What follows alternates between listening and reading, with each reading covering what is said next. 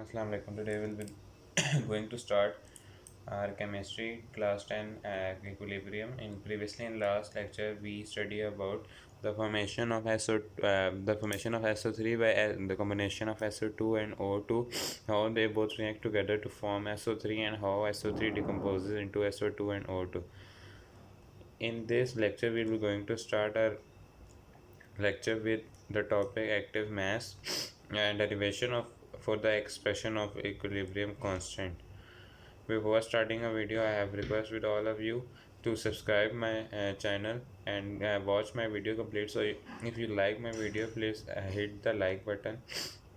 And now we're going to start a lecture with active mass.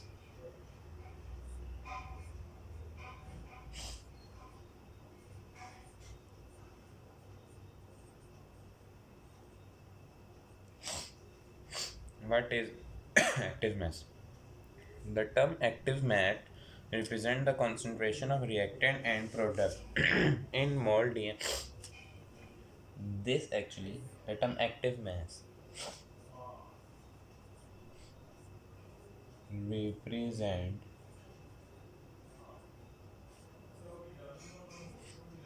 concentration of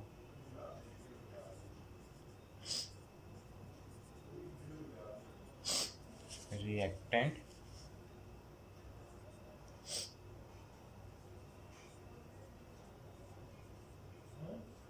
and product in mole dm cube. It is an active mass is a representation of concentration of both reactant and product in mole dm cube, and representation for a dilute solution. Very important term for dilute solution.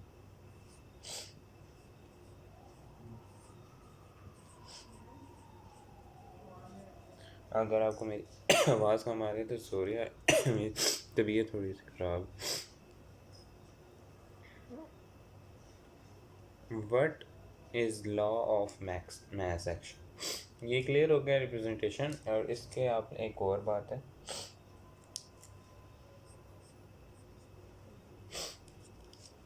It is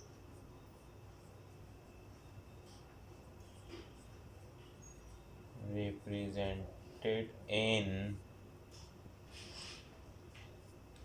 square brackets. reactive mass की term clear होगी. represent the concentration of reactant and product in mole dm cube, and dilute solution it is represented in a square bracket. Now we will going to learn what is law of mass action.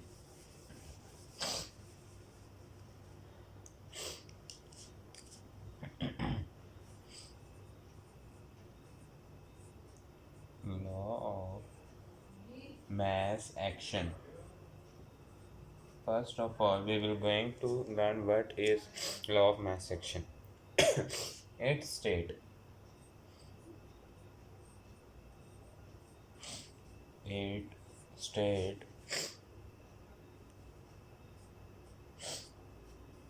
rate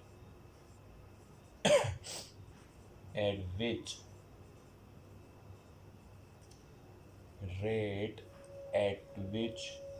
substance react. Rate at which the substance react is directly proportional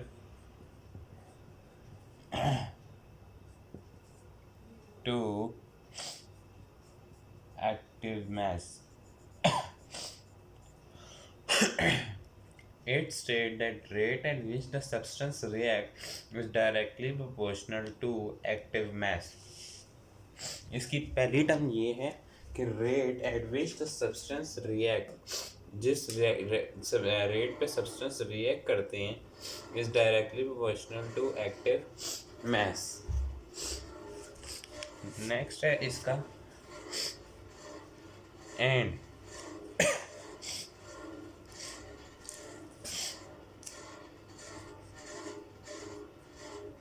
rate at which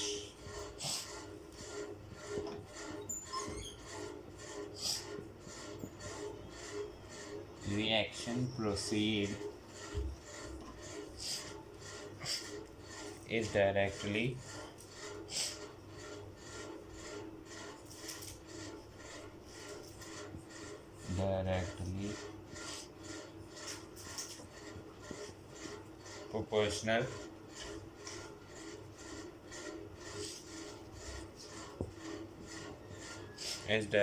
proportional to product of active mass of, इससे हम बता रहे हैं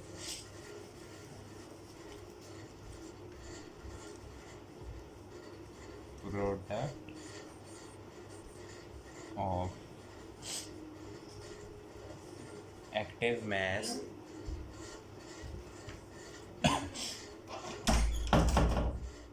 of reaction। ये तो इसकी statement है। अब हम मेन चीज़ पे चलेंगे, दैट इज़ डेरिवेशन। इसको बहुत अच्छे तरीके से समझना है, बहुत आसान डेरिवेशन है। Suppose the two reactant B,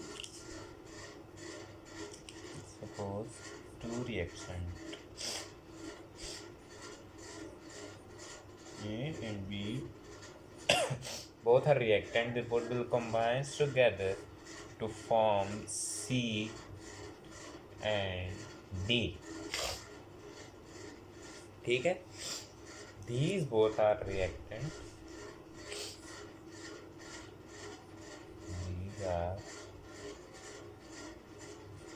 reactant, these are product according to the law of mass action. जो हमने ऊपर लॉ पढ़ा है उसके according rate of forward reaction, rate of forward reaction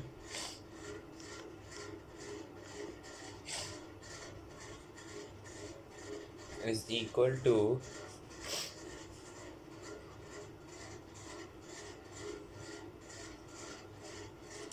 हम इसमें क्या करेंगे इसमें ये होता है कि ये वाली जो चीज़ होती है, ये ब्रैकेट्स एक इर्द गिर्द ब्रैकेट लगा देते हैं, ये वाली चीज़ इसकी ऐसा पावर में चली जाती है। ठीक है, ये जो चीज़ होती है इसकी पावर में, तो ये कैसे होगा, ए इसकी पावर ए, बी इसकी पावर बी। ठीक है,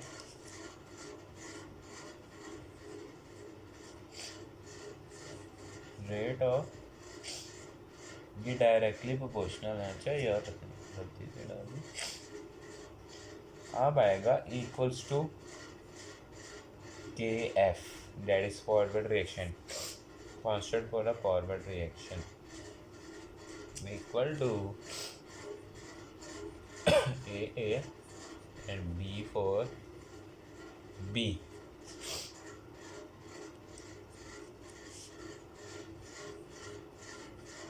Rate of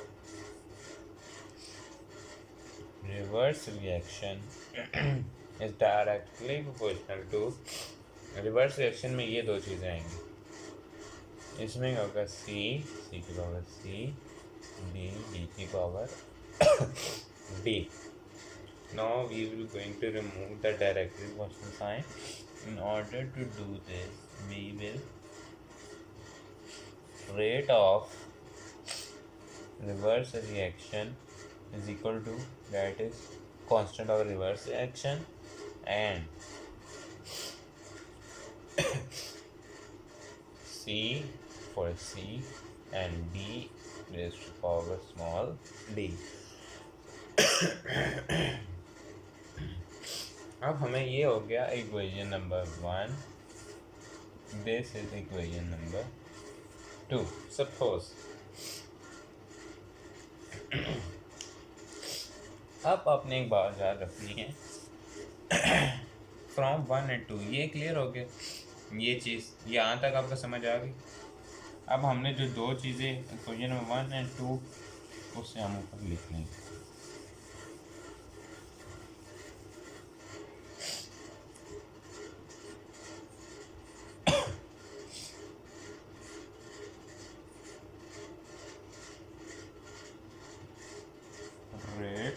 of forward RF R for rate of forward reaction. ये मैं अपने लिए लिख रहा हूँ, आप लोगों ने नहीं लिखना। Rate of that is AF AA B. Now in second, rate of reverse reaction KRCCDD। अब हमेशा आपने याद रखना है कि जो KR है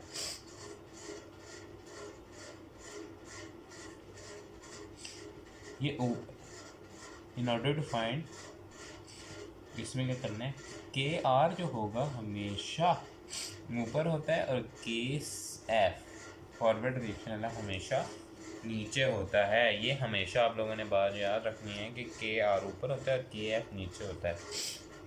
now KR is equal to CCDD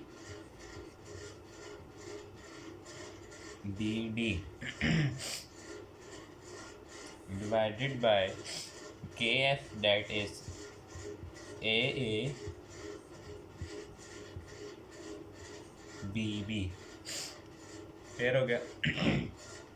And from this, that is rate of reverse reaction with rate of forward reaction is always equals to Kc, constant of proportionality। KR और KF को हमने कर देना इसके equal CCD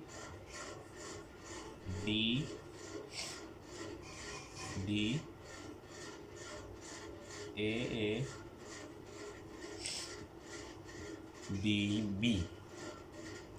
ये हो गया हमारा KC एक्सप्रेशन। KC एक्सप्रेशन कि अगर आ जाए तो इसमें हमने लिखना है KC expression is equal to the product of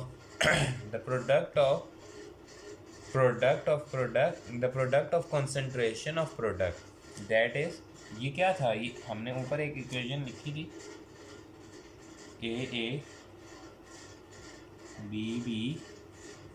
C goes to DD, ठीक। Kc, that is, these are product and these are reactant.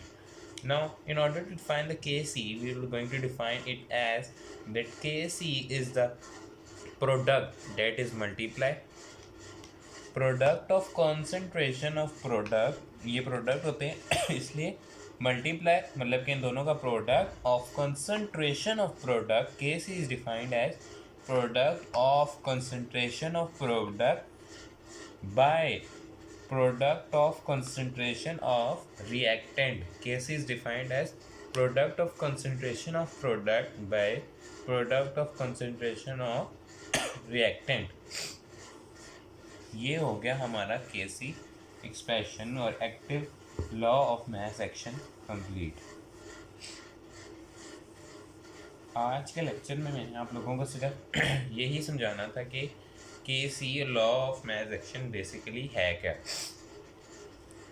Hope so आप लोगों को समझ आ चुकी होगी कि what is the Kc expression, how we will going to define the law of mass action, how we will going to derive the law of mass action. आप लोगों को अब मैंने कहा था हर सवाल को अटेम्प्ट करने का एक तरीका होता है।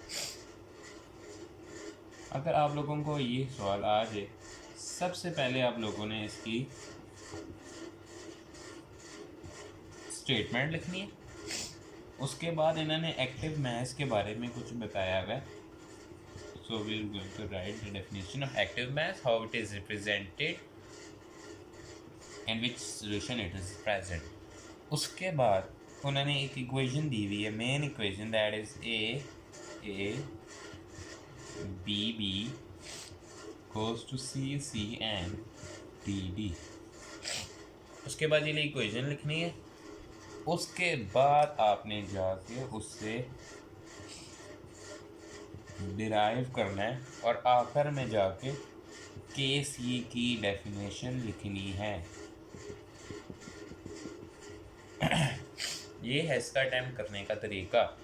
ये ज़्यादातर लॉन्ग में आ जाता है, लॉन्ग में, या फिर इन्होंने कोई इक्वेशन दे दी होती है जैसे कि SO2 plus O2 goes to SO3। अब वो अगर आप लोगों को ये कहें, अब जैसे कि हम सॉल्व कर लेते हैं, एक क्वेश्चन हम सॉल्व कर लेते हैं।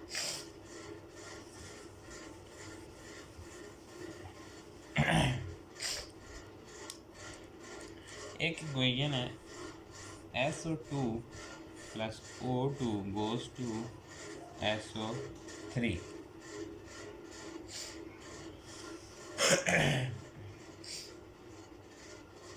इसमें क्या आता है 2SO2 and this is 2SO2। ठीक है, अब हमने इसका केस एक्सप्रेशन इसको डेराइव करना है। तो पहले हम लिखेंगे rate of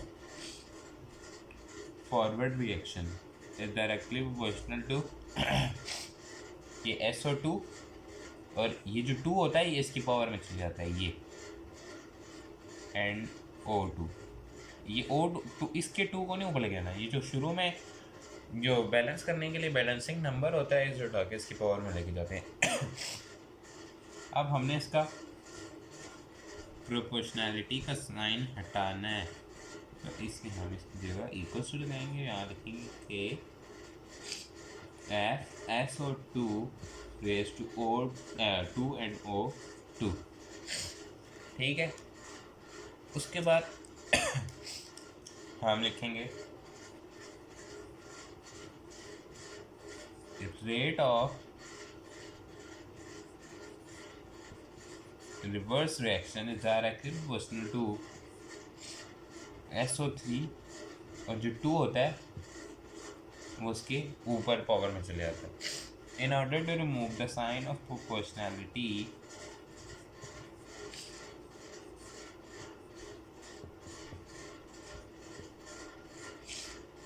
we are going to write here reverse reaction SO3 raised to power 2। ये होगी बात क्लियर। अब क्या करना है कि आप लोगों को मैंने बताया था कि जो नीचे KR होता है,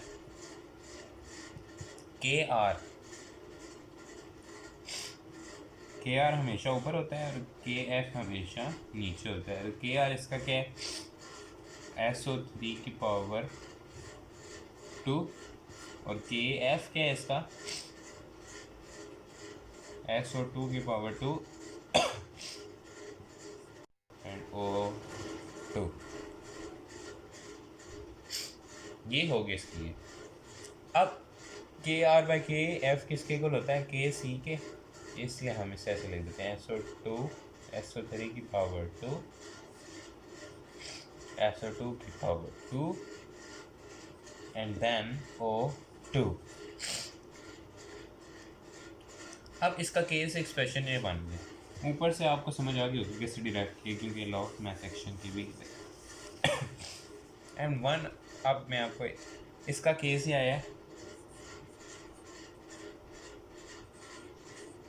SO3 की पावर 2 एंड SO2 की पावर 2 एंड O2। ठीक है, ये तो होगी इसी यहाँ तक। अगर लॉ ऑफ मैथ सेक्शन की डेरिवेशन है तो आप सारा कुछ करेंगे, अगर कोई भी ऐसी इक्वेशन दे दी हो। अब अगर वो आप लोगों की कहेंगे इसकी डेराइव भी करें, इसके साथ साथ इसका यूनिट भी फाइंड करें, तो आप लोगों ने अगर सिंपल इक्वेशन भी दे दें तो आपने पहले इसको इस तरह करके लिखना है। उसके बाद आपको मैंने बताया था कि it is represented by mole DM minus q. हर किसी की कॉन्सेंट्रेशन क्या होगी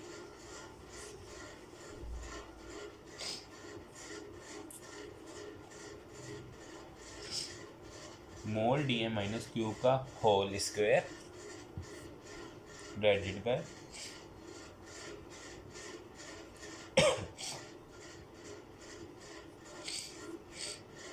की पावर 2 एंड इसके लिए भी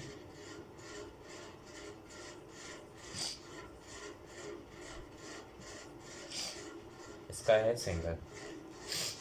और हम इसके सिंपल के लिए ये स्क्वायर, ये भी दो हैं, ये भी दो हैं, ये क्या बच गया, के सी का आएगा 1/मोल डी माइनस क्यूब।